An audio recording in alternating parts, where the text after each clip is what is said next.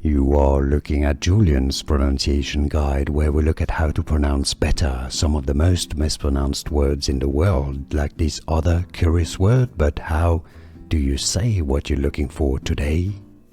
An interesting word. Originally from French, I would say.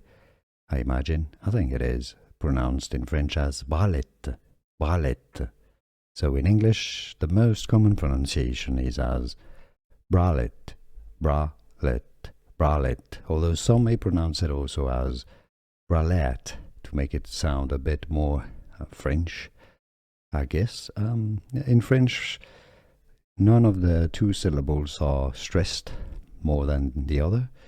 So both pronunciation would actually be correct. There would be just two different pronunciations, two different interpretations of French.